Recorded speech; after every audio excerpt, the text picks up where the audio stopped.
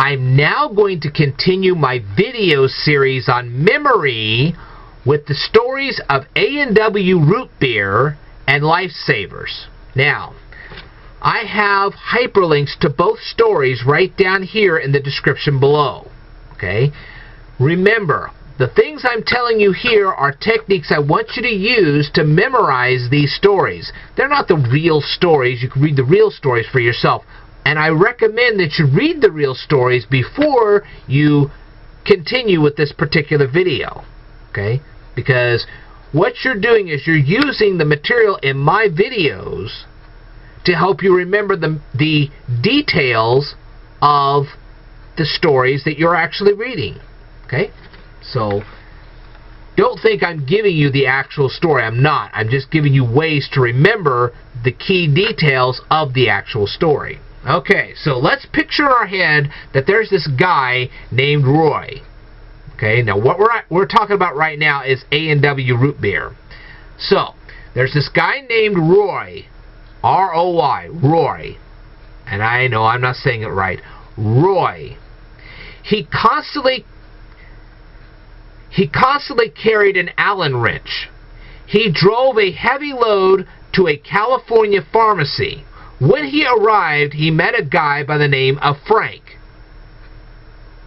Now, Frank was in the process of writing a novel. Frank consumed Roy's root beer and decided to become Roy's partner.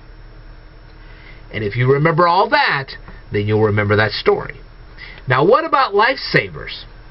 Well, we have a guy named Clarence, and he was a crane operator who lived in Ohio. Specifically Cleveland, Ohio. And if you want to do some research on Cleveland and come up with some clever way to remember that, go right ahead and leave that down here in the description below, and we'll let you do that. Okay? Now, this guy made chocolate on the side, but he had a problem. His chocolate melted quickly in the summertime, so he invented peppermint Lifesavers.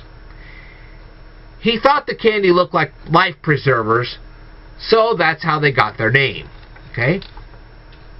Now, Clarence had no way to massively manufacture the candy, so he found a pill manufacturer. Okay? And he asked that pill manufacturer to manufacture his candy. He then decided to sell the rights to manufacture his candy to a guy named Edward. Now, Edward was a noble man who lived in a town that he tried to govern. The name of the town was Governor, New York. That's why I said Governor. Okay? You're trying to remember Governor, New York.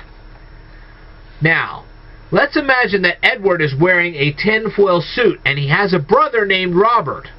Now, Robert always has a woodpecker on his shoulder. Now, Robert streamlined the manufacturing process. And if you want to go through the rest of the details and you want to show all of us specific ways to remember some of those details, go right ahead. Alright. Well, I thank you very much for tuning in. I will tell you more in a future video, so I'd like for you to stay tuned.